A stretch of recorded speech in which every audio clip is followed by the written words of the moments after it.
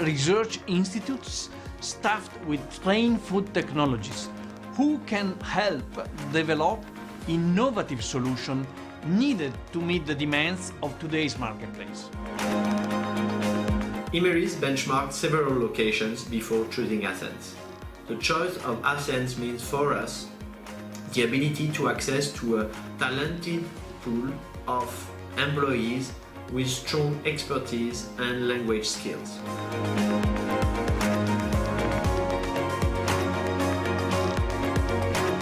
The belief is that Greece is attractive for international companies because Greece means growth. There is still a lot to do in Greece. Greece means controlled risk.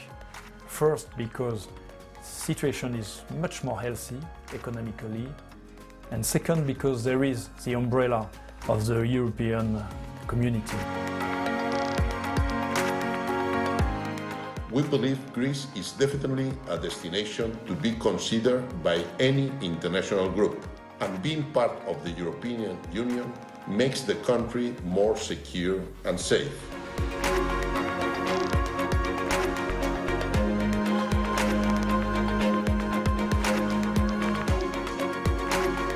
Greece's strategic location, its constantly upgraded infrastructure and growing and dynamic startup ecosystem offers an unmatched framework to cultivate long-term investments.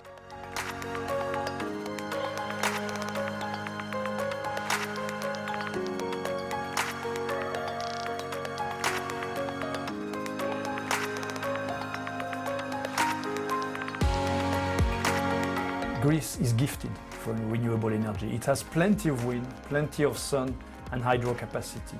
Greece, with its agricultural tradition, offers great food products and high-quality raw material and is famous for its Mediterranean diet. We consider Greece as an outward-looking economy with great potential in a wide variety of sectors, spanning from shipping and tourism to ICT, energy, life sciences, and supply chain. The country offers a combination of historic heritage, Mediterranean lifestyle, amazing beaches, and a well-established tourism industry. The real estate market is very competitive, with attractive and profitable returns on investment.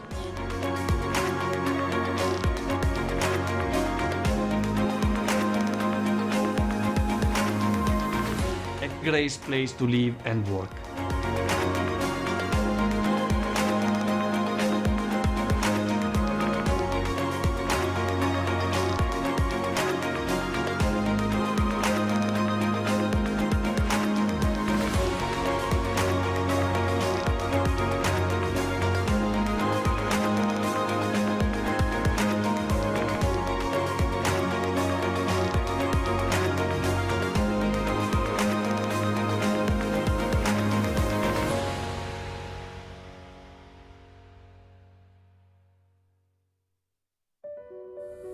Let's build a better world for investing.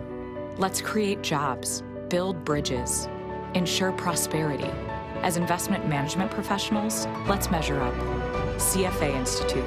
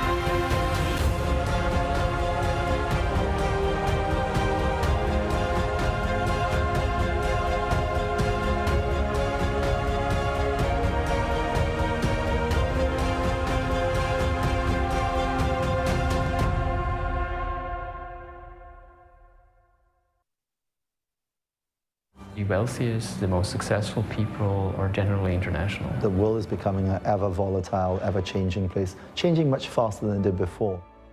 There's a class of person out there now who's actually rapidly adapting to the changing environments. The world is moving to global citizens. Henley & Partners is a unique firm that is addressing the needs of this global citizen.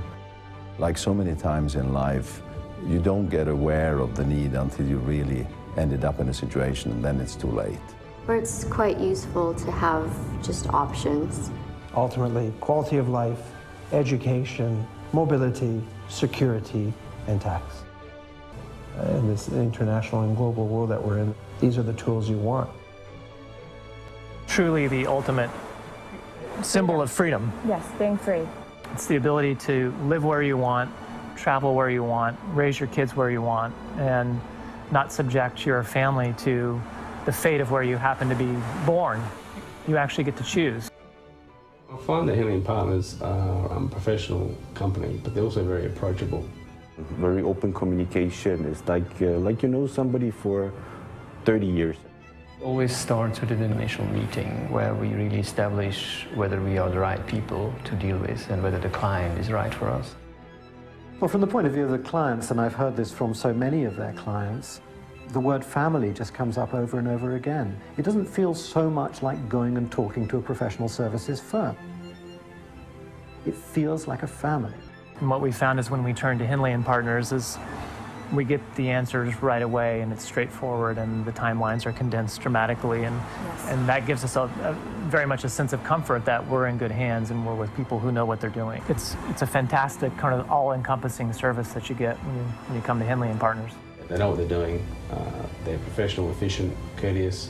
They are providing a true service to these global high net worth individuals that are concerned about taxes, concerned about their freedom, concerned about the safety of their family. And that's what Henley & Partners offers our clients, and that's what Henley & Partners helps create and construct for governments.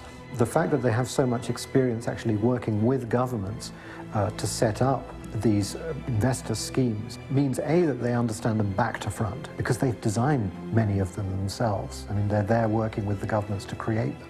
Henley & Partners is really the firm that created this industry, pioneering many of these programs. I'm not aware of any other company that has the knowledge of both sides of the equation so deeply, so intimately, that they can really claim to be experts on both sides. That's what Henley & Partners does, and we do it very well.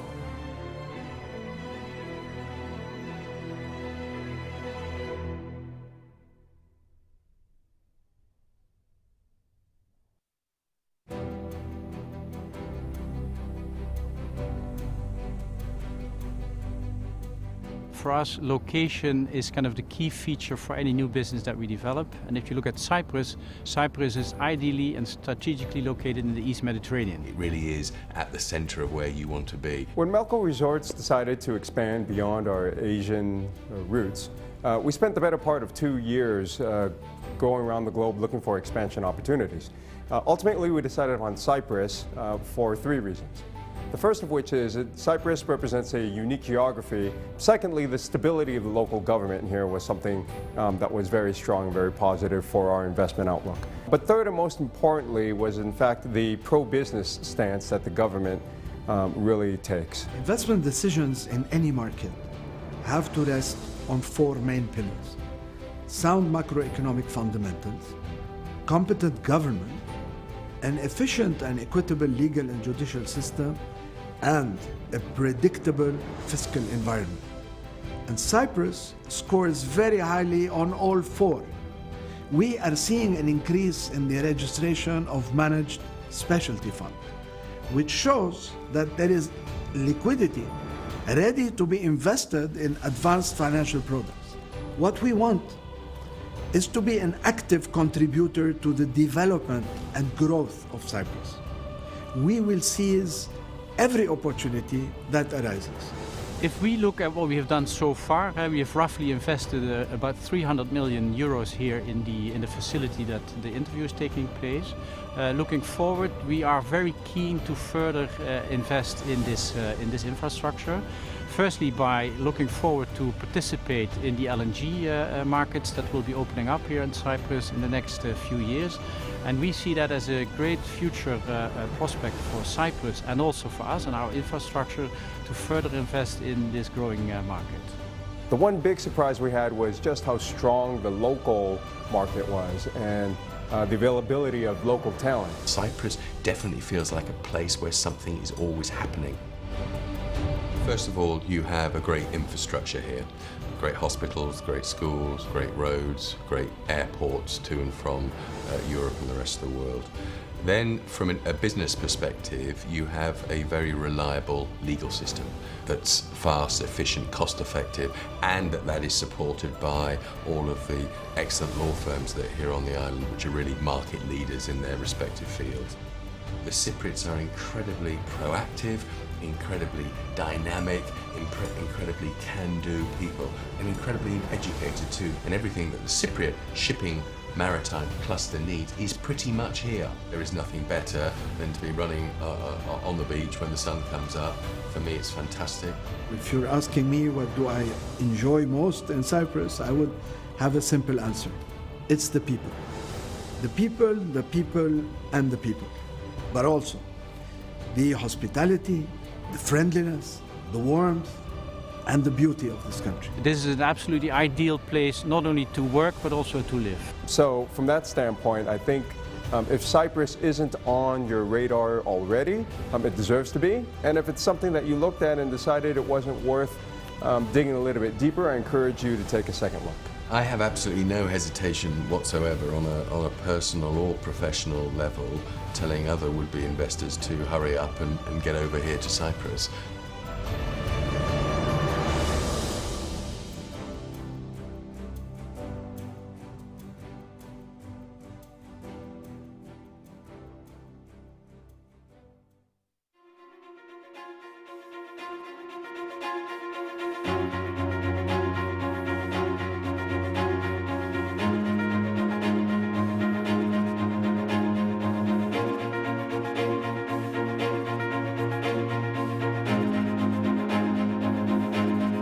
It is crystal clear that Greece's highly skilled and sophisticated human capital is one of the country's key pillars for supporting future investments. Greece's greatest advantage is its people. The country's excellent human capital and the specialized know-how, particularly in food research, has created a complete ecosystem of agricultural schools and research institutes staffed with trained food technologists who can help develop innovative solutions needed to meet the demands of today's marketplace. Imeris benchmarked several locations before choosing Athens. The choice of Athens means for us the ability to access to a talented pool of employees with strong expertise and language skills.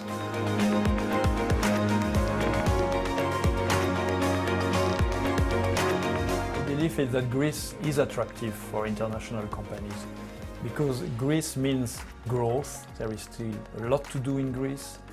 Greece means control risk. First, because the situation is much more healthy economically. And second, because there is the umbrella of the European community. We believe Greece is definitely a destination to be considered by any international group, and being part of the European Union makes the country more secure and safe.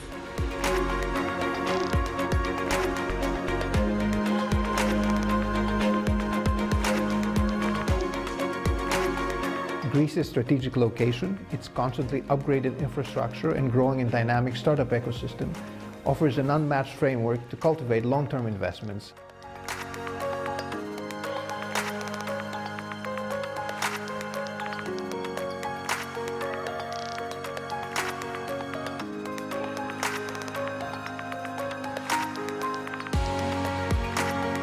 Greece is gifted for renewable energy. It has plenty of wind, plenty of sun and hydro capacity.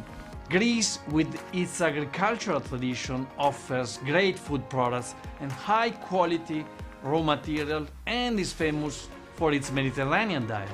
We consider Greece as an outward-looking economy with great potential in a wide variety of sectors, spanning from shipping and tourism to ICT, energy, life sciences, and supply chain. The country offers a combination of historic heritage, Mediterranean lifestyle, amazing beaches, and a well-established tourism industry. The real estate market is very competitive, with attractive and profitable returns on investment.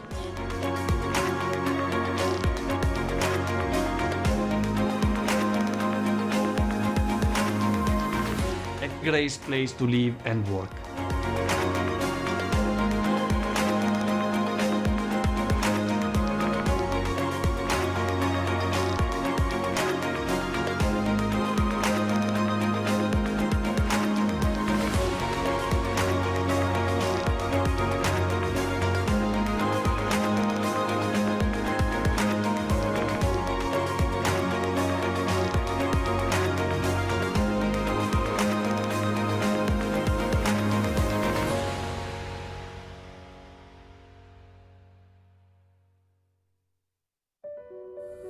Let's build a better world for investing.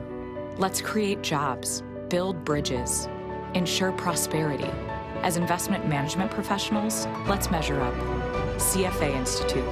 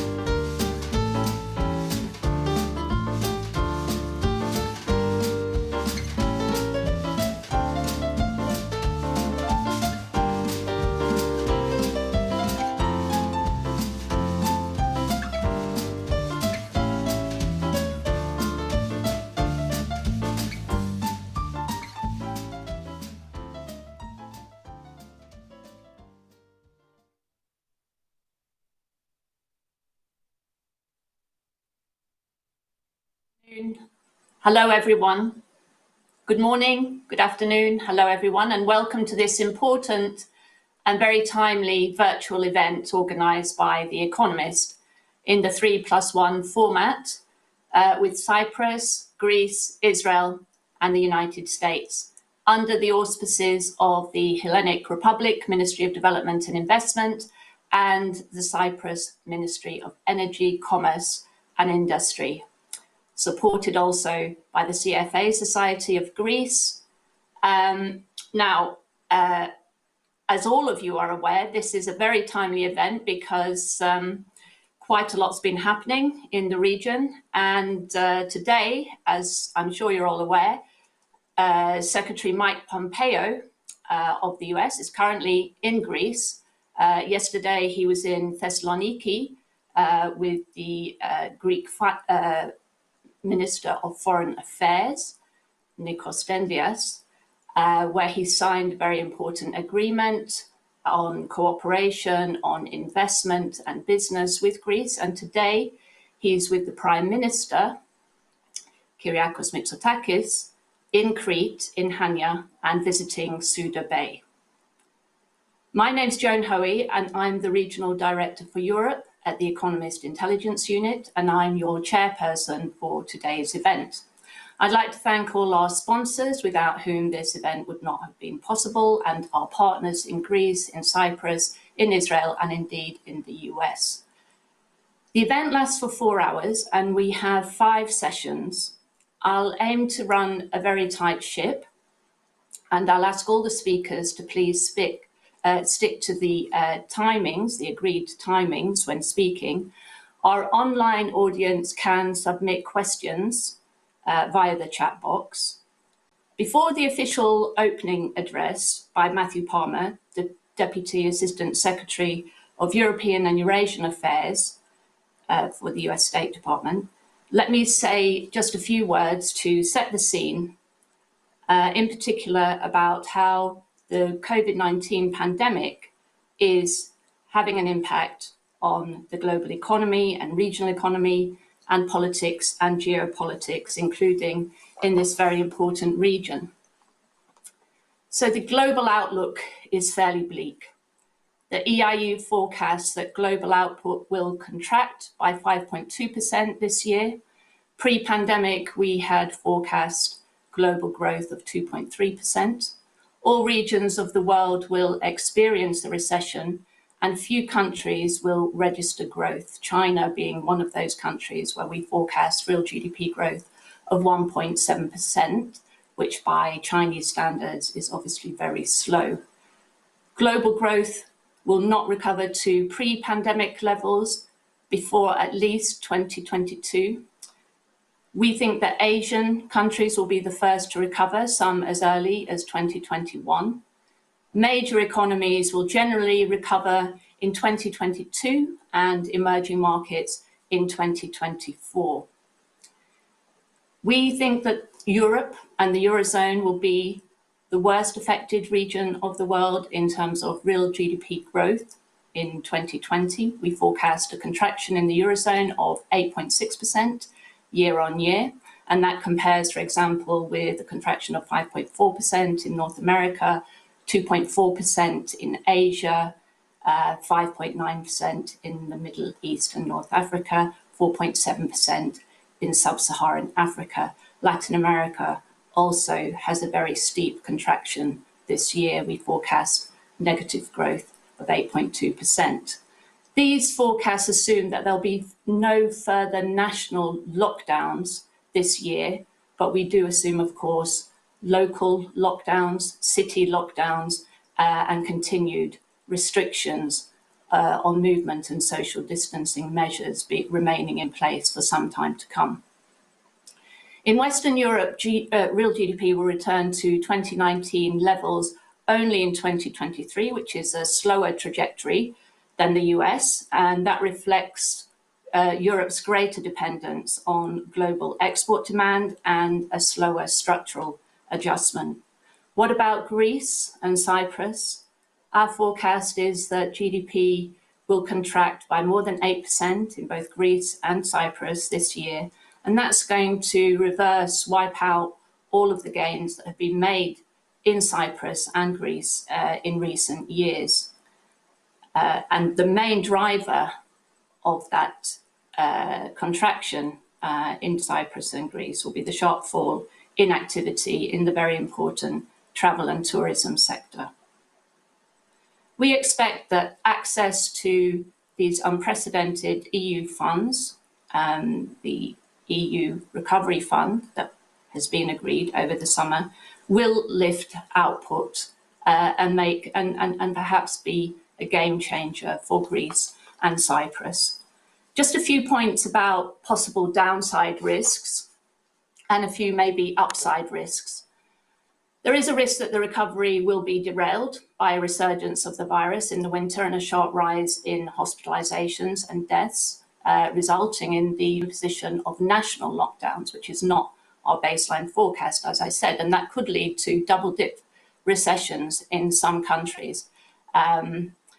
A second risk, political instability risk, and the risk of serious social unrest in many parts of the world. Unemployment is a lagging indicator, and it's likely to peak in 2021. And for poorer countries with little or no fiscal space and resources to provide social safety nets, anti-government protests could erupt. And that's a very prominent risk that we see going forward next year. A third risk is that geopolitical tensions could result in actual conflict in various global flashpoints, for example, between China and India in the South China Sea, and even here in the Eastern Med. And we've just seen what's happened in recent days in Nagorno-Karabakh, in the disputed enclave, where fighting has erupted, very serious fighting erupted once again between Azerbaijan and ethnic Armenian forces there, with the prospect of outside powers becoming involved in that conflict.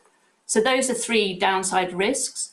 There are some upside risks. One is that an effective vaccine comes sooner than we forecast. We forecast that it would come by the end of 2021. That's a possibility. There's also a possibility that the virus is significantly less lethal in the winter, and that the global economy bounces back quicker than we forecast. A second upside risk is that the pandemic encourages a radical policy shift, such as government measures to stimulate investment in new productive industries and technologies and in innovation, and to encourages a shakeout of unproductive activity and zombie companies. So could the crisis become or bring about the sort of creative destruction that political leaders have shied away from for decades? And a third possible upside risk, including for this region, is that this crisis has exposed vulnerabilities in global supply chains, and this could open up opportunities for countries such as Greece and Cyprus and others, including in Eastern Europe too, for nearshoring of production. So that's just a few opening words, and I'd like now to turn for our official opening of the event, and I'm very pleased that we have with us to address all of you Matthew Palmer, Deputy Assistant Secretary of European and Eurasian Affairs for the United States. And Matthew Palmer is going to address the title of this conflict, the Eastern Mediterranean, a sea of conflict or a sea of opportunities. Welcome, Matthew, and thank you very much for joining us. Thanks very much for having me, and good morning to those of you in the United States. Good afternoon to those of you in the Mediterranean region. It's really my pleasure to be here to participate in this very important conversation today. The Eastern Mediterranean region is of great importance to the United States. Even as we speak, the U.S. Secretary of State is visiting Greece to reiterate the critical importance of our partnership and the U.S. commitment to prosperity and peace in the region. Earlier this month, Secretary Pompeo spent some time in Cyprus celebrating major gains in our defense and security partnership. And the Secretary was also in Israel just last month as part of our effort to support Israel's historic new relationship with the UAE and Bahrain. The United States views the Eastern Mediterranean as a coherent strategic space, and our vision for the region is one of stability, prosperity, shared interests, and shared values. On the one hand, we aim to enhance our relationships with key regional partners to promote stability and prosperity for all. On the other hand, the challenges we and our allies and our partners face in the region are deep and profound. We are competing for positive influence against the destabilizing actions of malign actors like Russia and the People's Republic of China. So, Eastern Mediterranean, is it a sea of conflict or a sea of opportunities? The United States believes that the Eastern Mediterranean is a sea of opportunities, a region where newly discovered resources can and should promote cooperation and economic prosperity. But prosperity needs a bedrock of stability and security. That's why the United States is working with all our allies and partners across the region to promote regional stability. First of all, the United States encourages all states to resolve maritime delimitation issues peacefully in accordance with international law. This is true in the Eastern Mediterranean as it is elsewhere. We remain deeply concerned by tensions between our NATO allies, Greece and Turkey, over unresolved maritime boundary disputes in the Eastern Mediterranean. The United States welcomes Greece's and Turkey's announcements that they're ready for exploratory talks on maritime delimitation issues. The United States believes that diplomatic engagement between the two parties is the only way to de-escalate tensions, and we continue to strongly support Germany's mediation role in this regard. We also support NATO-led technical deconfliction talks to reduce the risk of miscalculation or accident in the Eastern Mediterranean. Greek-Turkish tensions are not the only point of contention in the region. Turkey's continued hydrocarbon exploration and drilling activities in waters off Cyprus are provocative and raise tensions. We've raised our concerns privately and publicly. And while we're working to address these areas of regional instability, we are concurrently deepening our security and economic ties with our allies and partners. For example, on regional cooperation, the United States continues to strongly support the 3+1 forum with Cyprus, Greece, and Israel in the fields of energy, economics, and counterterrorism. Secretary Pompeo demonstrated his support with his participation in Jerusalem in March 2019, and the United States government remains committed to supporting this important forum. The U.S.-Israel relationship has never been stronger, and Israel's relationship with Cyprus, Greece, and others in the region is closer than ever across a wide range of issues, including trade and energy. Another example of our deepening ties to the region is the growing U.S. bilateral relationship with the Republic of Cyprus. Since we signed our statement of intent with the ROC in 2018, we have made great strides in our security cooperation. In July, the United States invited the Republic of Cyprus to participate in our International Military Education and Training Program, or IMET. On September 1st, Secretary Pompeo announced the decision to temporarily waive export controls on direct commercial sales of non-lethal defense articles and services for the Republic of Cyprus.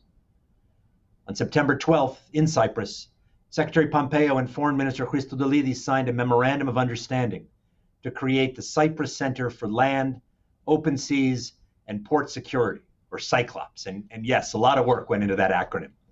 The Cyclops will provide expertise for the rest of the region on border security and non-proliferation.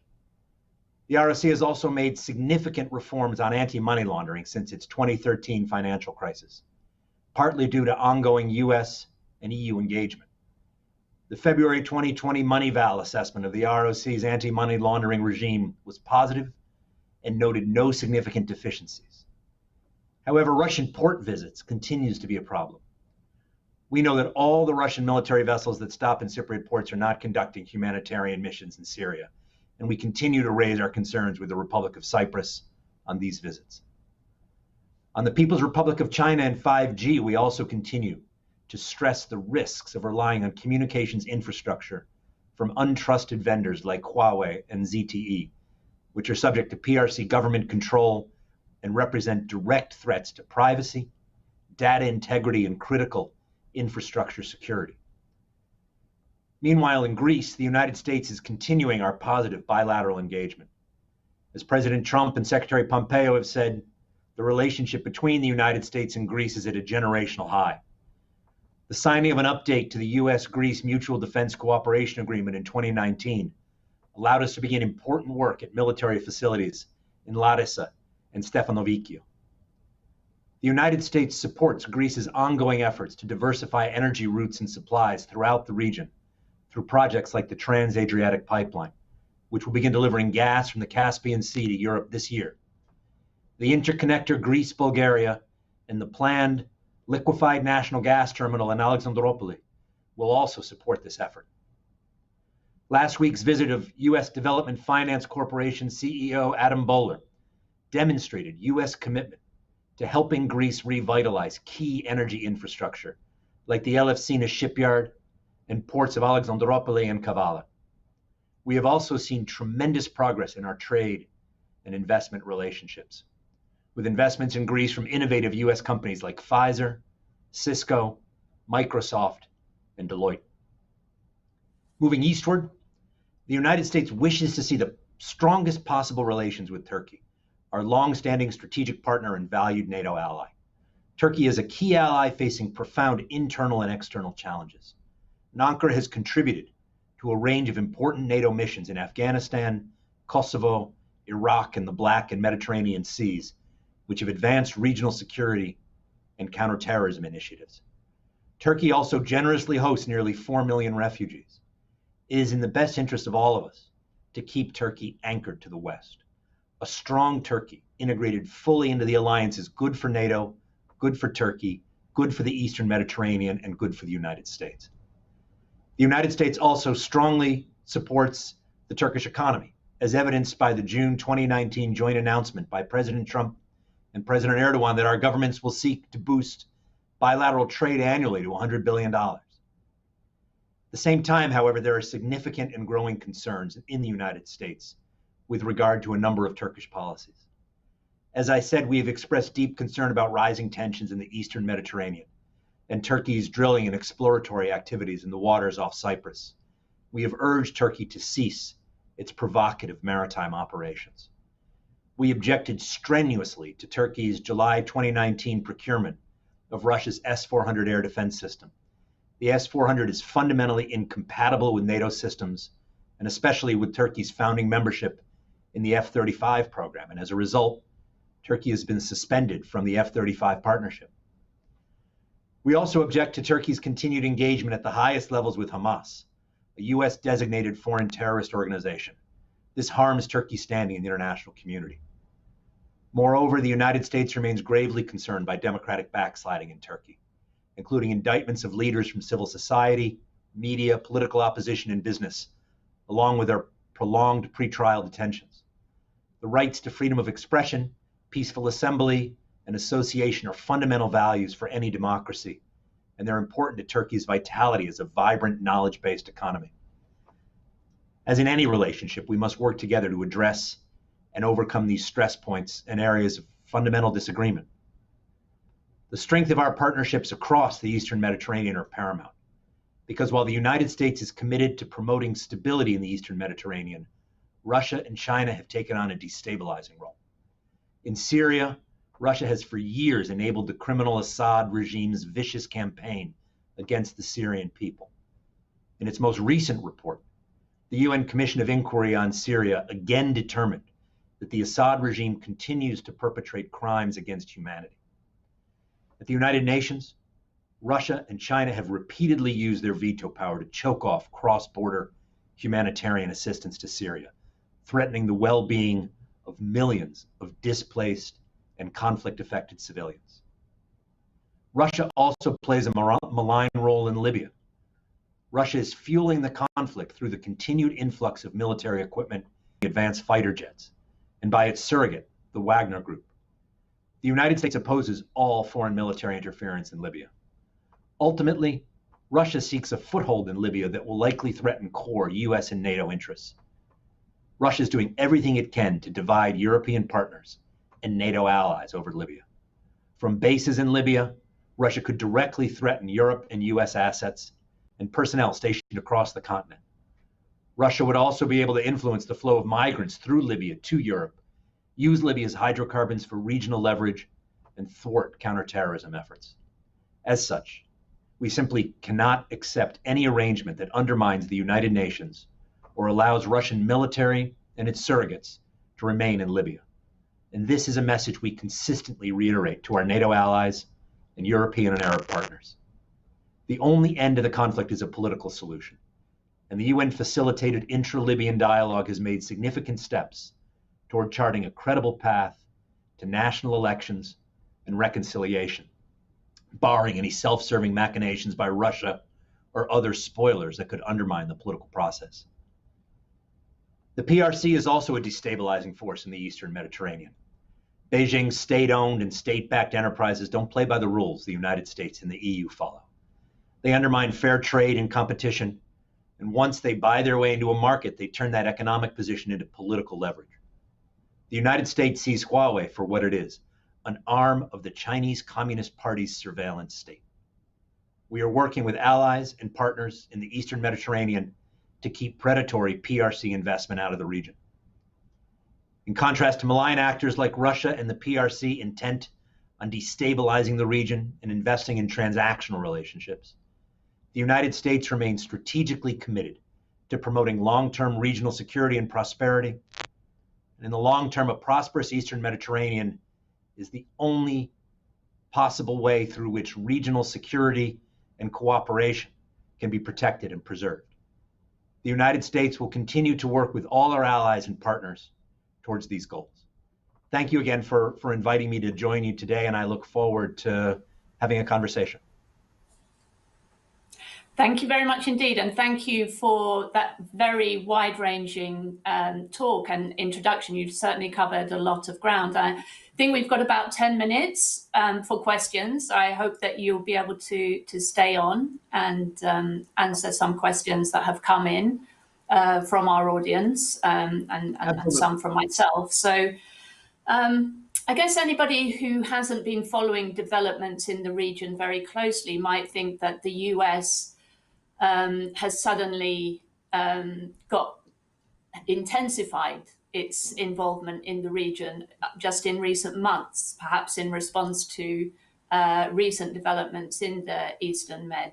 But that's not the case, is it? And I think if anybody who has been following developments can see that over the past year, there has been 18 months, intensified involvement by the US. So you gave some reasons as to why that is, but it obviously predates recent incidents. So what is driving this intensive engagement? Is it what you were just talking about, so-called malign actors in the region? Is it because the US has become particularly concerned about China's increasing influence in the region? And I guess my question is, do you not think that China and Russia have legitimate interests in this region as well? After all, it's a Chinese company that has been involved in the development of Piraeus port. Russia has energy interests in the region and so on. So is there not legitimate grounds for them to be involved in this region? Sure. I mean, let me begin, if I may, by underscoring that the United States has never been other than actively engaged in the Eastern Mediterranean. This is a place where we have important relationships, we have important partners, we have remained and will continue to remain deeply and profoundly engaged in events and developments across the Eastern Mediterranean space. I think what you may be seeing and reacting to is an effort by the United States to approach the region not so much as a series of hub and spoke bilateral relationships and partnerships, but as a coherent strategic space that requires a broad, coherent Eastern Mediterranean strategic approach. And this is in part driven by increasing competition in that space, great power competition. You can look at the national security strategy of the United States, which has at its core competing for positive influence around the world, and in the case of this region in particular, in the Eastern Mediterranean. So it's a region that has our attention, it's a region that has sharp focus, and it's a region that's getting the the visibility I think that it merits as an area of growing competition and growing geopolitical and strategic import. In terms of Russian interests and Chinese interests, do they have interests in the Eastern Med? Sure. I think the real question, though, is what are their ambitions for the region? How do they match up with the interests that the region itself has identified for its own future and its own equities? And to what extent do Russian and Chinese aspirations align with regional aspirations? And I think the answer is really not very well. The United States has an image, a vision for the Eastern Mediterranean that is built on cooperation, that is built on shared values, that is built on a region that is working together to manage shared challenges and shared problems. The Russians and the Chinese prefer to divide countries against themselves, deal with individual countries on an individual basis, and leverage those areas where they have advantage to privilege the Kremlin and Beijing's plans and goals. We would like to see this region integrated into the international system and working well, closely, and cooperatively together. All you need to do is look at the role the Russians are playing in Syria and Libya in particular to realize just how malign their presence has been. Okay, thank you very much. So what about Turkey? I mean, you did talk about Turkey. To what extent is Turkey still a reliable ally for the US and NATO in this region? And is it not inevitable that with America's strengthening ties with Greece and Cyprus, that will have an adverse effect on its relations with Turkey, or do you not see things that way? I don't think there's an automatic trade-off between good, close partnership between the United States and Greece and the United States and Cyprus and the U.S.-Turkey relationship. The U.S.-Turkey relationship is deep, it is strong, it is founded in history, and right now, not to make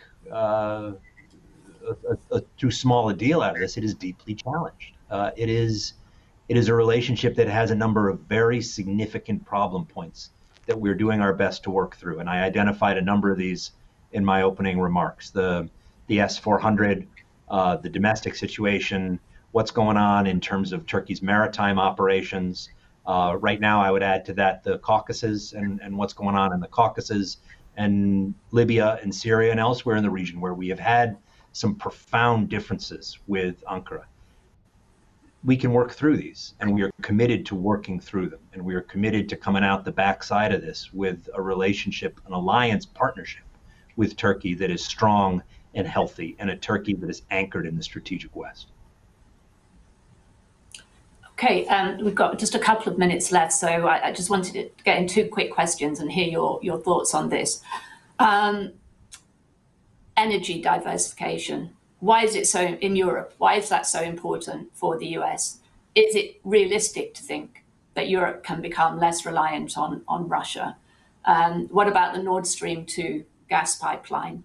Will the US go ahead with its threats to sanction European companies that are involved in that project? And just related to that, so how important is what's happening now with the hydrocarbons exploration and development in Cyprus and in the Eastern Med? How important is that for you in terms of this diversification strategy? That's the first question. And if we've got time, I'll ask you one quick one. Sure. What we're supporting is security through diversity of supply. And it's natural and entirely appropriate, I think, that Europe would source some of its energy needs from Russia. Russia has significant energy reserves, and they're very close. The question is the extent to which Europe should allow itself to become dependent on an unreliable single source supplier. And I think most of our European partners would agree with us that diversity of energy sourcing is fundamental to European security and a firm economic and financial foundation. Is it realistic that Europe can reduce its dependence on Russian energy? Of course it is. And we already seen any number of projects and programs that are out there that are accomplishing exactly that. In my own AOR, just looking at the Eastern Med, the Alexandropoli FSRU, in the Balkans, you have the Kirk Island LNG facility. Let's talk about another facility in Albania. There's interconnectors being built that will allow for LNG through Alexandroupoli to reach into the Western Balkans and ultimately up into the European pipeline infrastructure grid. All of these things are supportive of energy security through diversity. I think you see the same thing with efforts to develop the Eastern Med gas fields. And I know there's a lot of talk about, well, what's the most financially reliable or workable solution for getting these gas resources to market, whether it's through an Eastern Med pipeline or whether it's through the facility in Egypt or a facility in Cyprus. And I think the market forces are going to drive that to a great extent. But however those forces ultimately shape that infrastructure, having the Eastern Med gas online, providing gas to Europe, will go a long way towards supporting and ensuring European energy security, which is in the interest of the United States as much as it is in the interest of our European partners. Okay, one final very quick question. Thank you very much for that.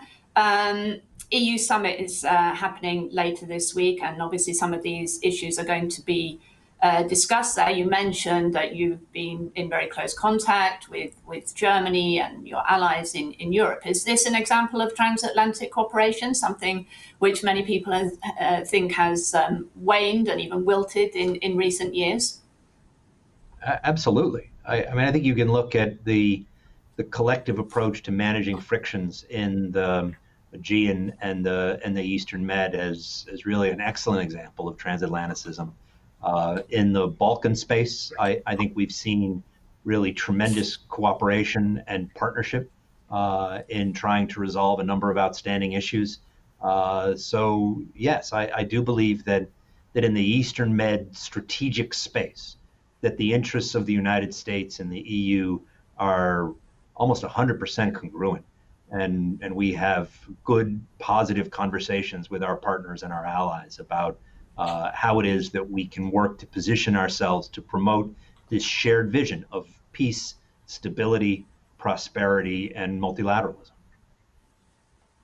Great. Thank you very much indeed, Mr. Palmer. Thank you very much for joining us and for covering all that ground and for answering all those questions. I think we're very well set up now for our first panel, where we're going to turn and look in more detail at the business opportunities in the region. So thanks very much. Much appreciated. Thanks very much to you for having me today. I'm grateful for the opportunity. Goodbye. So let me introduce now our next panel, Why Do Business in the Eastern Mediterranean Region? And we've got 4 speakers, and I would like to introduce all of them in turn before I ask them to speak. Each of them will speak for 5 minutes, and then we'll have some time for discussion. So our first speaker is Adonis Georgiadis, who is the Minister for Development and Investment of Greece. Averos Neophytou, President of Democratic Rally of the Republic of Cyprus. Evienios Evieniu, who is the CEO of PricewaterhouseCoopers in Cyprus, and Eric Stewart, the President of the American Central European Business Association. So welcome all of you. Thank you very much indeed for joining this very important Economist event. And I'm now going to ask each of you to speak in turn, all of you, and then we'll take some questions from our audience and from myself, and I think we'll have about 20 minutes for Q&A. So without further ado, Minister, welcome Adonis Georgiadis, Minister for Development and Investments of Greece. Thank you very much. First of all, thank you for the invitation. I have to congratulate you. The pronunciation of my name is not very easy in the English language, and you did very well. In the beginning, mostly. The second time, not so well, to be honest. But I want really to thank you for the effort. And I'm very honored being here and participating to this important discussion about why doing business in the Eastern Mediterranean region now is really important, and for sure, it is a big opportunity. I understand that Eastern Mediterranean, for many reasons, came to first news in many places of the planet in the recent months. mostly because the recent discoveries of natural gas resources in the Eastern Mediterranean made the motion of many interests around these countries, Greece, Cyprus, Israel, Egypt, and gave the expectations of real big investments that they can totally change how we see the energy supply of European Union and European markets the next decades. And I think, especially because, and for security reason and for consumption reason, it's very important for European Union to have various ways of importing natural gas. Eastern Mediterranean suddenly becomes a much more important place in which in the future European consumers could depend on for finding these natural gas resources. The relationships between the Eastern Mediterranean countries, I will make an exemption for Turkey that I will speak a little bit at the end, every day becomes even better, maybe better than anyone could imagine some years ago. Greece, Cyprus, and Israel have a trial of one really solid alliance in the region. In the recent time, Egypt is coming very close to these three countries, and all of them are making a real strong block of a very steady region that is ready to find solutions. The example of the signing agreement for the exclusive economic zone between Greece and Egypt is an example how these countries can go forward into this new environment and finding ways to improve the business environment. Overall, Greece and of course Cyprus has managed to exit from the recent economic crisis of 2013-14 for Cyprus, 2010 to 17-18 for Greece, but exiting this crisis became much more competitive economies and more steady economies that can really stand now under these big problems that are around the economy of Europe because of COVID-19 and everything, but they prove that they can be competitive, they can produce big opportunities, they have steady political environment, and this is not always the case in the European Union. And as I mentioned before, the expectations of the future are really very big. So you have steady democracies with steady political systems, with good economies that manage to exit from a big crisis, with big expectations, with the new big resources. And if, and this is now the big if, we manage to find a way to have Turkey into a region, because you know Turkey is a country that wants to interfere and change balance almost everywhere. But I'm very optimistic that now, in very strong effort, Turkey understands that being provocative and trying to interfere to other people's business is not the way for them to go forward. And if we manage to put them in an account and make them understand that peace and finding common solution is for their own benefit also, will manage to fix a very, very steady neighborhood and good for business. So for all these reasons, I think Mediterranean, Eastern Mediterranean, now it's the place that if you put money, you can have expectation of real good profit and real good revenues in the year to come. And this is why I'm very optimistic that when this vaccine of COVID-19 will come and will find a way to adjust and stabilize the virus, our economies will go fast forward in a much better way than anyone could expect. Thank you very much. Thank you very much indeed, Minister. So let me introduce our next speaker, Everov Neophytou, who's the President of Democratic Rally in the Republic of Cyprus. Welcome.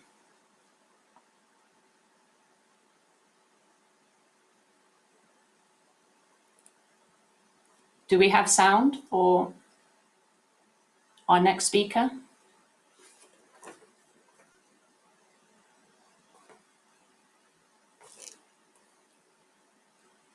I understood that you were connected, Mr. Neophytou. Are you able to speak?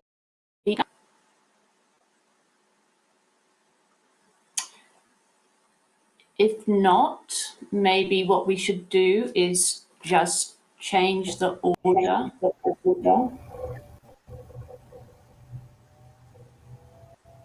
Is Mr. Neophytou able to join? Please, Mr. Neophytou, would you like to make your remarks? Sorry for the technical problem. Can you hear me? We can indeed, thank you. It is with great pleasure that I address this year's New York East Met Summit, even under these unusual circumstances. The subject in question, post-COVID period expectations of the Cypriot economy, is indeed very interesting.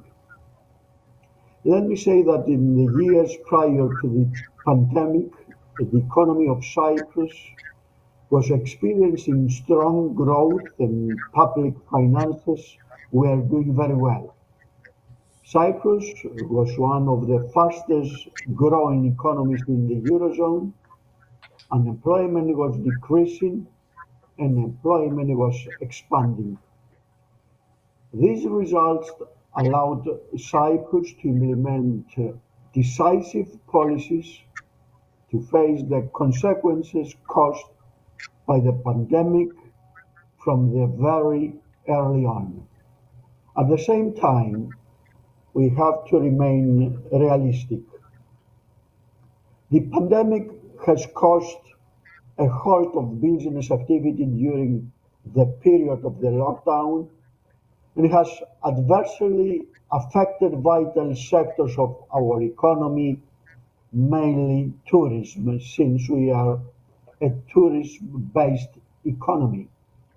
The main focus was to protect public health and take all necessary measures to avoid the spread of the virus while ensuring that the health system did not collapse like it did, unfortunately, in many other countries around the world. Because of the prudent fiscal policies and the government followed in recent years, we are able to support employees and small and medium-sized companies.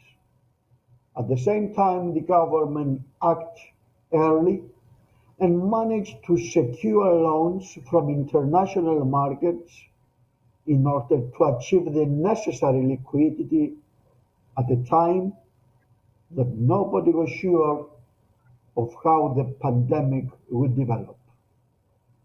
Cyprus has achieved remarkable results in containing the spread of the virus, and I'm very proud to say that the state has supported employees, workers, small and medium businesses in a number of ways. Subsidies were paid to small business. Salaries have been subsidized in an attempt to avoid redundancies. Loan payments have been postponed for a period of 10 months, and so have made payments to the state. I'm optimistic about the course of the Cyprus economy. Already through the SURE program, Cyprus has been approved for a total of 8 programs that can raise liquidity of almost €500 million.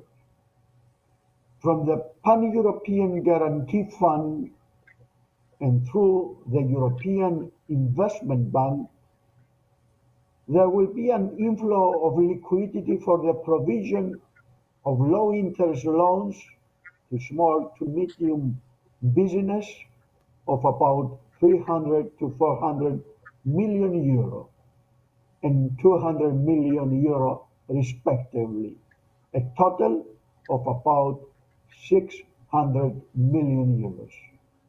In addition, the government will issue state guarantees to European Investment Bank, which will finance companies with approximately additional €500 million.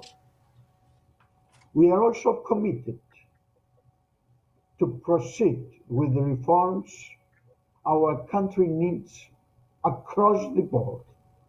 These include local administration, the public sector, the justice system, education, and the digital transformation of the country in favor of citizens and the business sector.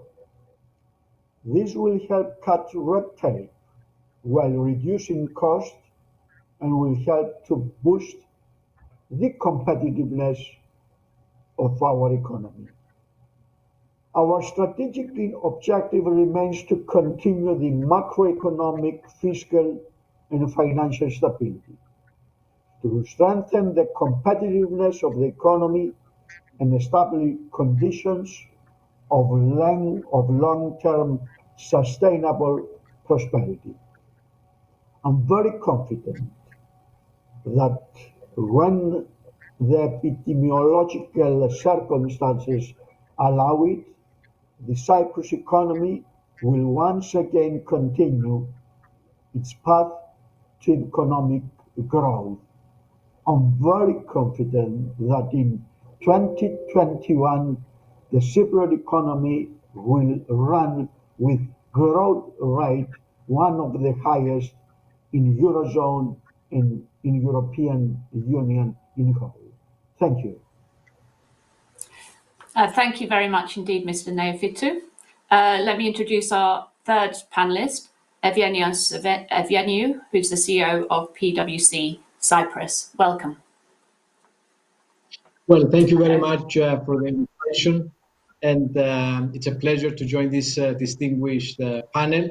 I will try not to repeat what President Neofitou has just said. We gave a very good overview of the situation in Cyprus at the moment in terms of the economy.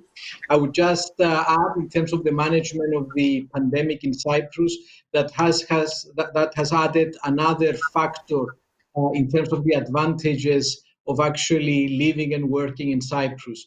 Cyprus as a jurisdiction has many advantages as a business center and a business hub, and we have always been saying that beyond the common law, the stable taxation system, the proximity to the region, and a gateway to the eastern markets, it was a place where you could live and work safely in a pleasant environment. I think the management of the pandemic and the situation in Cyprus over the last months have reinforced that position. Now, looking into the future, many commentators believe that the recovery is going to be deals-led. There is a lot of liquidity internationally, and there is a big expectation for transactions globally. And in that context, the functioning of the funds industry is going to be important. And Cyprus is at the moment the fastest developing alternative investment funds jurisdiction within the European Union. And that for good reason. Obviously, we have an EU compliant regime with competitive pricing in terms of doing business and a good environment in terms of the services supporting that industry. And we're seeing a lot of interest, especially in the post-Brexit period and in the positioning that the funds industry is taking, looking forward to the recovery once we have a vaccine or a reliable medicine to deal with the pandemic, to position themselves in Cyprus in setting up a funds structure. So I believe that Cyprus, a funds jurisdiction, will continue to prosper, especially in the alternative investment funds space. Beyond that, one of the successes of Cyprus recently that perhaps is not that well known is the development of university education in the private and in the public sector. And in fact, Cyprus has managed to attract significant amounts of funding through the Horizon 2020 program, but also through teaming projects. And a number of significant research institutes have been based in Cyprus, some of them with regional and EU collaboration between Cyprus universities and universities abroad.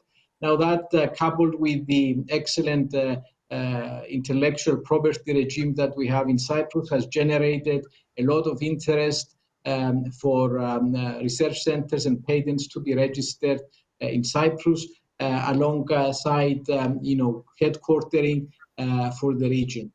And in the context of the EU recovery program, we expect significant investments in the space of the digital economy and also the transition to the green economy.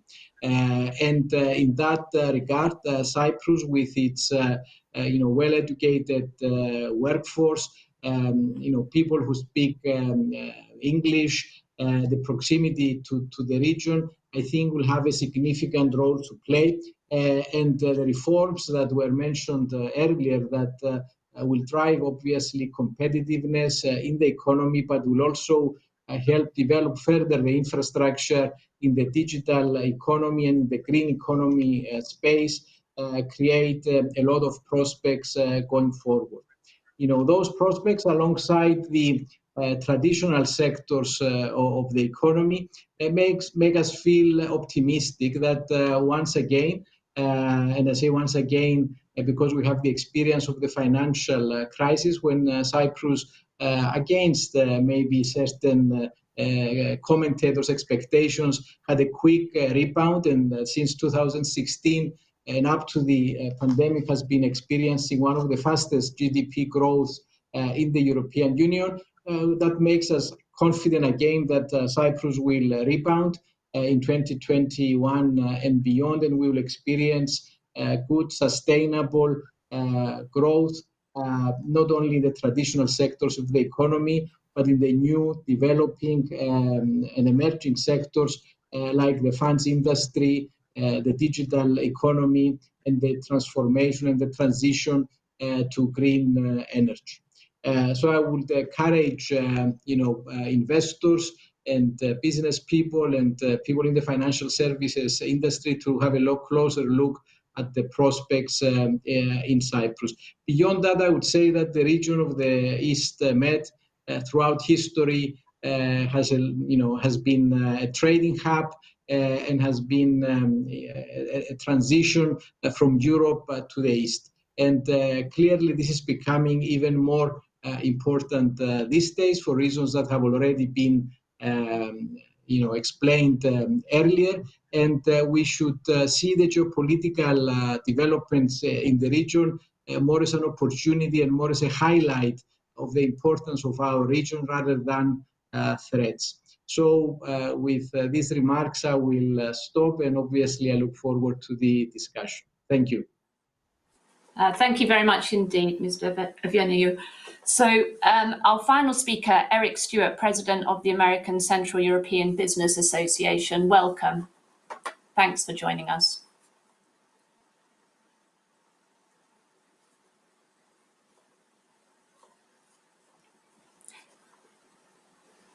We're not hearing sound at the moment. It's probably because I didn't hit the sound button. Technology. Welcome to my office, by the way, in my kitchen, the new office and my new no-tie attire here in the United States. First, I'd like to say thank you for the welcome, Joan. Secondly, Adonis, congratulations on a successful Secretary Pompeo visit to Greece. I'll be very American in my remarks, which will be very brief and to the point. The world caught a horribly bad break this year, obviously, with this terrible pandemic. Therefore, Greece and Cyprus and the whole region caught a terrible break. I would say specifically for Greece, the good news is, and the upside is, that the Greeks had the foresight to elect and put into office this government that is very pro-business and very focused on the economy and getting things done efficiently and well. So that was fortunate, because had they not, the economy in Greece would probably be even worse than it is now. So I encourage this administration to continue to pursue all of its goals and what it's trying to accomplish in the economy, because they were really truly on the right track and really changing, in my opinion, the mindset and the approach for doing business for the country of Greece as a whole, essentially. I will give you a very brief anecdote from my experience over the past few years working with Greece. The Greek government came to me and had a proposal for an idea, how we could do more together, America, Greece, etc. And I said, great, wonderful, happy to do that. What's the next step? They said, we'll get back to you in 6 months. And I said, that's not going to work for me. That doesn't work for us. If you get back to me at a minimum in 6 days, then we can do something together. And we never did anything. This new administration has come in. We had the very same question asked, and we took action in about 6 minutes. So it's a real sea change, and it's a welcome sea change, especially given the challenges we have now. My suggestions and recommendations for both the Greeks and Cypriots as well is do everything you can to understand the challenges that the current investors have. So many governments make the focus on new investment. Find out what the current investors mean, and I don't mean the small mom and pop shops. Those folks are going to need probably financial aid, which is a lot of what's happening now. But find out what the larger investors truly need. Are there ways to have temporary tax shelters? Are there ways to have potential other grants and credits? Is there a way to loosen any of the labor standards? And again, these can all be temporary measures that are sunset. But the companies aren't looking for handouts; they're looking to survive. And a lot of them are going to have just short-term budgetary concerns or short-term problems. See what the government can do to really help those current investors, versus spending a lot of effort and time on attracting new, which is going to be extremely challenging in this environment. I have been very impressed with Enterprise Greece, and I would encourage the Adonis and the government to really, as much as possible, double down on those agencies to really, again, spend time as ombudsmen trying to figure out how they can keep the current investors current and active and as successful as possible.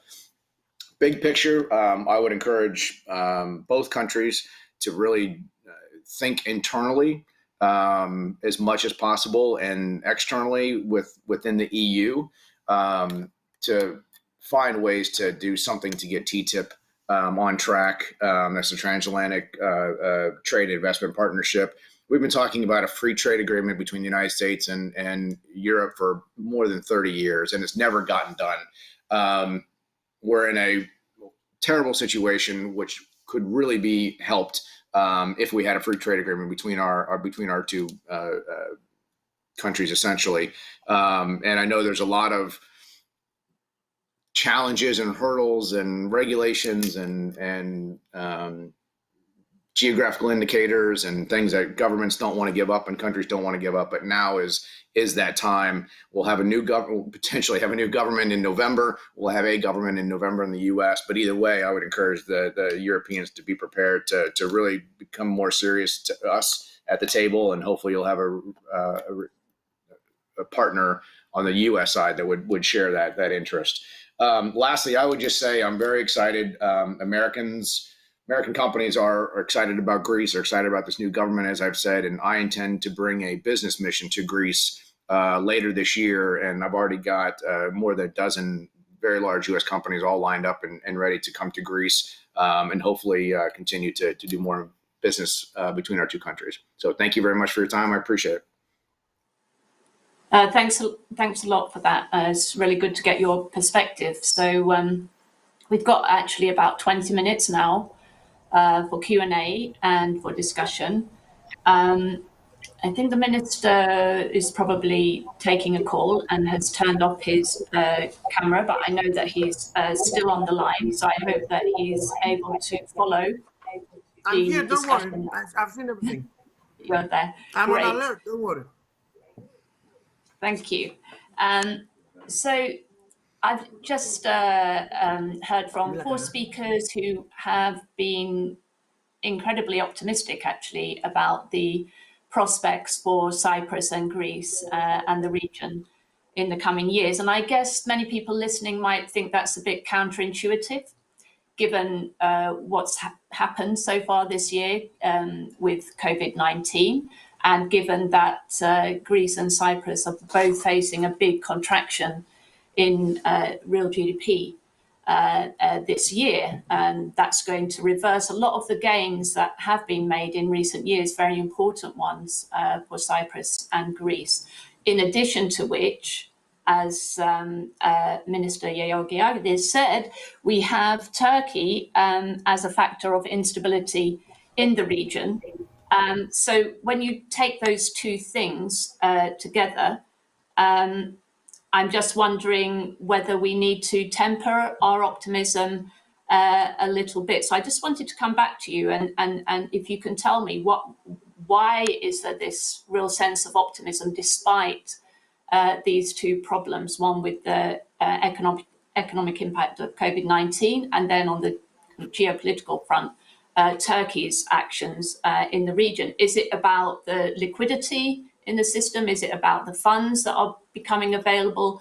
Or is it, do you think, that your countries are in a very strong position by virtue of the strengths that all of you really talked about, that they're established democracies, political stability, geographical advantages, good operating environment for business and so on. So what's the cause for this optimism, which I think is something that we haven't heard in recent years, certainly in Greece. So maybe I can turn to you, Minister, first of all. First of all, okay. I'll be very brief, but I think I will answer your question properly. I will take as an example from my answer what happened to Greece at 2020. This year started in a very good expectation. We were all very happy, reforms were doing, the stability was here, the economy was starting to grow up significantly, and then COVID-19 came. The first reaction of the markets and all of the foreign institutions about what would happen to Greece under COVID-19 virus pandemic was that Greece would be severely hit because of our state system, our health system, the age of our population. And for all these reasons, their first prediction was that in Greece there will be a chaos. We didn't cover any of this expectation. On the other hand, on the opposite side, we managed to deal with the pandemic in a very efficient way and proved ourselves much more efficient than most of the foreign institutions in the beginning thought.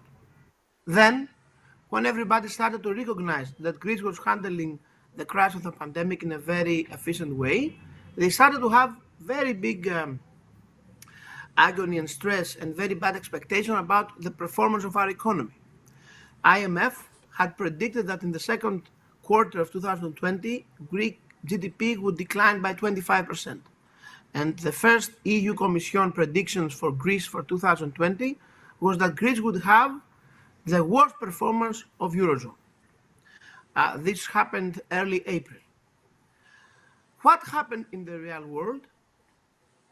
We had, of course, a very big decline of our GDP, 15.2% negative in the second quarter of 2020, but this was almost 10% better than IMF had predicted and 5% better than the European Constitution had predicted. And this is the reason.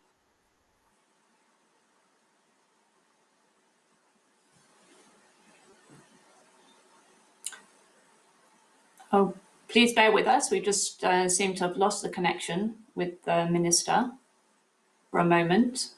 Are we able to re-establish that connection?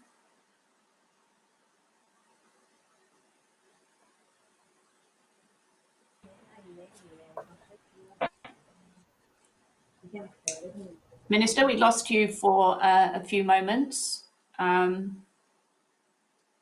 We will wait for the Minister to rejoin us.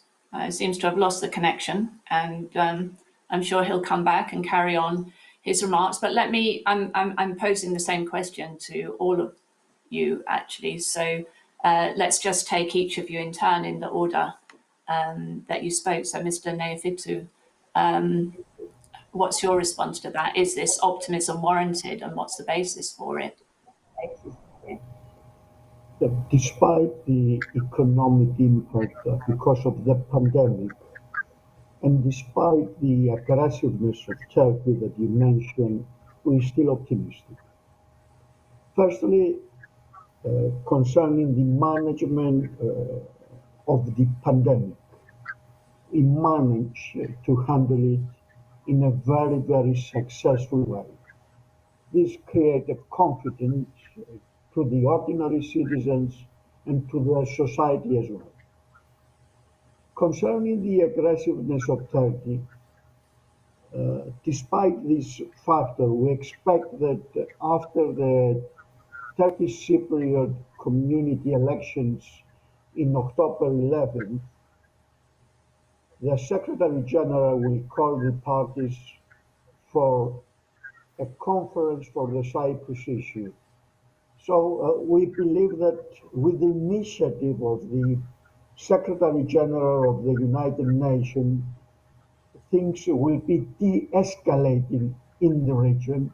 At the same time, we believe that pretty soon, after the talks with technical committees among Turkey and Greece, a political dialogue will start and Turkey. And having in mind the fundamentals of our economy, we believe in a strong growth rate in 2021. Concerning the expectations of the recession in 2021, it will be less than 7%. We'll have a recession, but the result in comparison with other countries will be one of the good performance.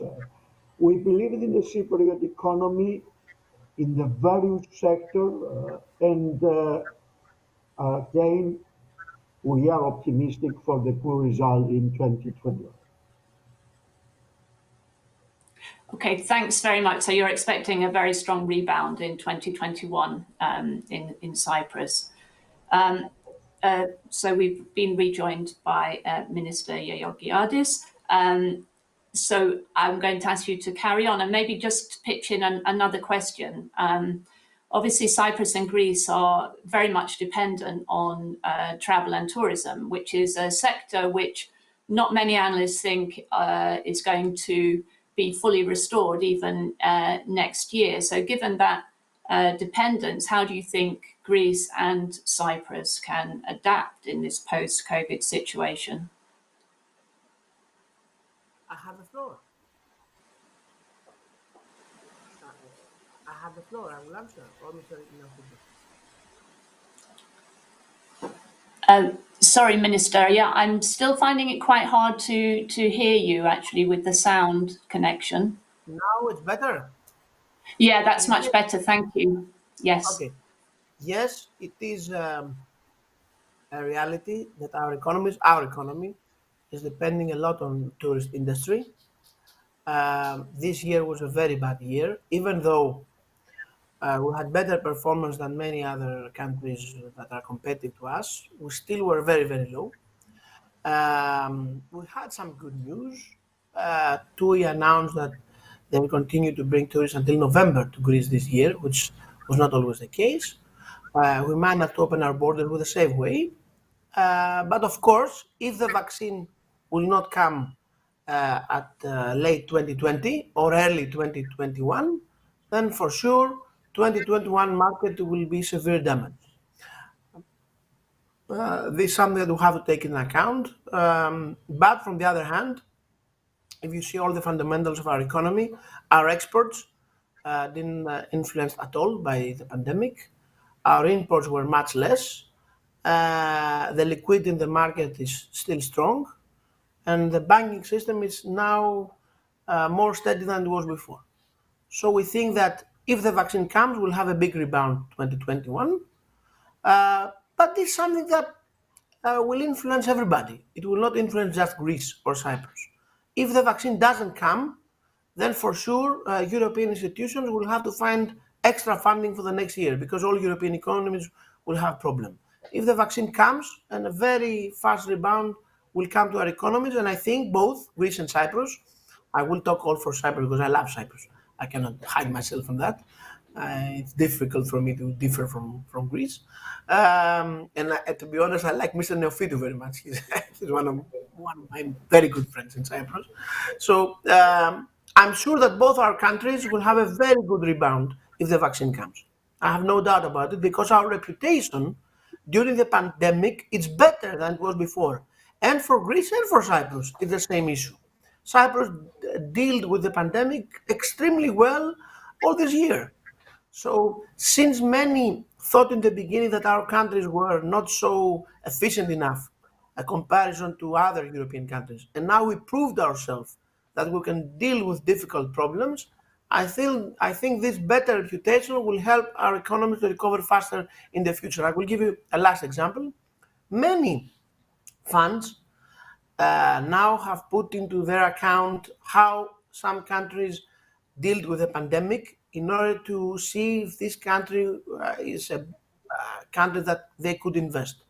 So suddenly Greece speaks now with people and investors that they never looked Greece in the past. And they come now because they were surprised how our country dealt with all this crisis. So I think at the end, the vaccine will come because this is something that humanity needs, and billions of dollars are being spent in research in this era. And when the vaccine comes, our economies will have a very fast rebound. Thank you very much, Minister. So let me ask our other two panelists to give their thoughts on this. Mr. Epianiou. Well, back in April, in the lockdown, as PwC, we carried out, in cooperation with the Economics Research Unit of PwC based in London, an economic impact study to assess what would be the consequences for the Cyprus economy of the pandemic. At the time, we estimated that the recession in 2020, on the base scenario, because obviously everything depends on the epidemiological developments and what happens on the health side. But we estimated then that the recession in 2020 would be 7.6% under the base scenario. Now, perhaps the recession in 2020 would be lower than that. In terms of 2021, and again, everything depends on the health situation, we expect a rebound, a growth of 7.6 to potentially 8.7%. Now, those two numbers taken together indicate that Cyprus will have a strong rebound and will get back to its situation pro-COVID by 2022, and starting from a much stronger position as a country compared to what we had in the financial crisis. So, without repeating the very good comments and points made by Mr. Georgiadis and President Neophytou, that what gives us the confidence, and that alongside with all the reform measures that are underway in Cyprus, the opportunity of the EU recovery fund that would drive, we believe, competitiveness in the economy. And I take very well the point made earlier that obviously there are investors already based in Cyprus, and it's those investors that are seeking to take advantage of those opportunities and drive economic growth going forward. Thank you. Mr. Stewart? Yes, very, very quickly, because I know we're at the 9:15 hour. I would just say that, all three of these countries we're discussing have a long history of many, many more difficult challenges that they have successfully emerged from. And then all three will emerge from this one as well. You have to remain optimistic always. You can't be pessimistic. You can't live life. You can't have a successful career if you're always pessimistic. So you have to be optimistic. These are some of the most innovative and intellectual countries in the world. And I'm convinced that all of us will pull out of this, but I'm convinced that these three countries will pull out of this crisis even sooner than many of the countries around the world. So we have to continue to remain optimistic. Thanks very much. So just some final questions. We've got about 5 minutes left. So I mean, I share that view of absolutely about the resilience of Cyprus and Greece through all the recent travails that they've had to go through. So, resilience that's demonstrated in their democracy and also in terms of their populations and their commitment to democracy, despite everything that's they've gone through. So yes, there's reasons for optimism. So, but I wanted to turn now to really talk a little bit about the opportunities and the kind of project pipelines that you see in the next few years coming from the EU funds. Obviously, October is the month where countries are expected to present their proposals and plans. So it would be good to hear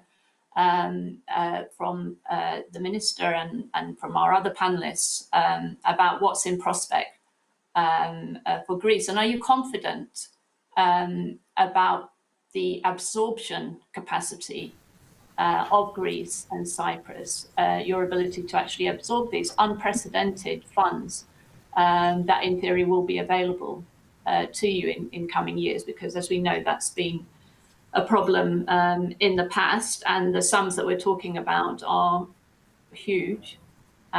So maybe you can tell us a little bit more about what to expect in this pipeline. Okay. Minister. Thank you. First of all, I have to tell you that since the leaders decided this recovery fund, the Greek Prime Minister established a very concrete team in his office to start producing a national plan how to absorb all this money, because they're totally right. This is a unique funding, and the agony, if we can really absorb all this money on time, is real. In order not to lose not even a single euro, be very efficient, even during August, all the ministries, and my ministry and all the ministries, fixed some very concrete plans.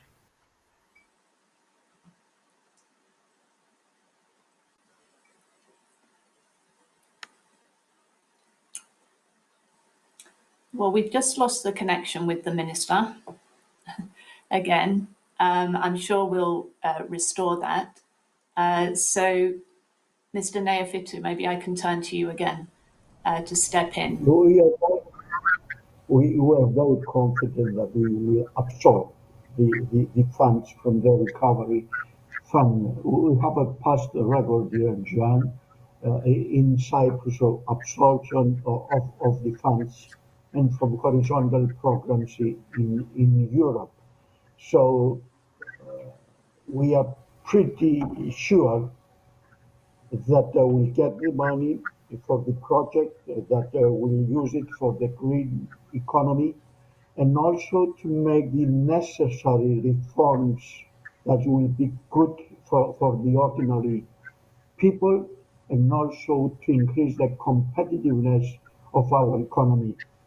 I will add and conclude that, dear participants, we in Cyprus, we are used to crisis, and we turn the crisis, these big challenges, into opportunities for our country. We proved it in 2013, we prove it again in this pandemic crisis. Thank you. So we'll wait for the Minister to come back, but maybe the other two panelists, just to throw in another question. I mean, we've heard just very positive statements by the two speakers from Greece and Cyprus. So our Minister, you're back. I'm sorry you were cut off again. Did you want to finish what you were saying? I'll be very brief. We have a very concrete plan. Until the end of October, we will show to the Greek people and to the European authorities logistics, renewable energy, industry, agriculture, R&D, and reforms are the main places that we're going to fund through the recovery fund and combine all these plans with the ordinary European funding in order to achieve the better result we can. So even though I recognize that you can have some doubts about if we could absorb all this unprecedented money for Greece, I can tell you officially here, have no doubt, our plan will be very concrete and will persuade everybody that the Greek government knows exactly what we want to do and how we'll achieve our goals. So we will deliver, have no doubt about it.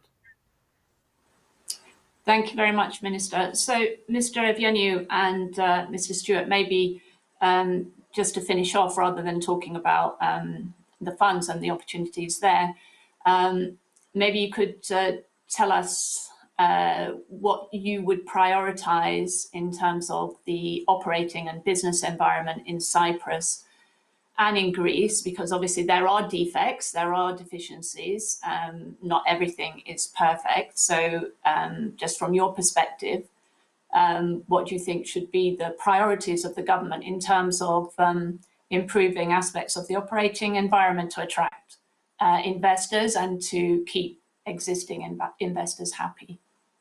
Mr. Evianiou. Well, thank you. Well, let me just very briefly say about the previous questions, because as PwC, we won the mandate. It was actually from the European Union. We were the advisors of the government of Cyprus on the long-term strategic economic plan for the country. So in that context, by extension, I'm aware that there is a lot of work actually being done as we speak by the government to be ready with its plan in October.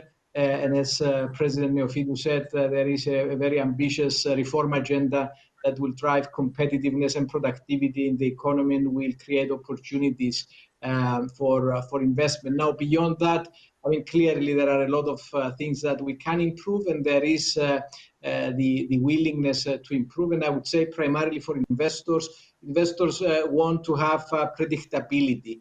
And Cyprus provides a very stable environment in terms of the legal and the tax system, but we have some way to go in terms of reducing red tape, bureaucracy, and personally I believe that would come about once we embark on a very ambitious digital transformation, particularly in the public sector, for processes to be seamless, predictable, without having to go to multiple authorities for licensing. But that is a problem faced, we have to admit, by many countries. And Cyprus, and I suppose Greece, is not an exception. But we have governments that are aware of this and are working to improve it and are listening to the concerns of the business community, of the investment community. Thank you very much, Mr. Stewart. Clearly, both governments need to prioritize tourism. When it's 18%, I think in Greece, 18% of your economy, you need to prioritize that in any scenario. So that has to be one for Greece. Clearly, energy and healthcare are two other very big areas where we anticipate strong growth and opportunities to business in both Greece and Cyprus. But I'll reiterate what I said in sort of my opening remarks, which is that, I think this government, and I'm not just saying this because you're on the call, Adonis, but this government really has set the right tone for doing business and really the mindset for all Greeks is that we're going to work hard and we're going to work efficient and we're going to be successful. And so I think that mindset needs to continue on in order to remain optimistic, as we talked about in our previous questions. But I would also, again, from my opening remarks, encourage both governments to really think about how we can do more with the United States. I mean, I won't even get into the China issue because that would be a whole other hour conversation. But really, how can we double down on the relationship with the United States, which is one of the most important relationships for Europe? And while we've been trying to do TTIP for 30 years, let's find ways to be successful. Maybe it's a strict proposal where it's only zeroing out tariffs. Let's find a way to do more business together. We are each other.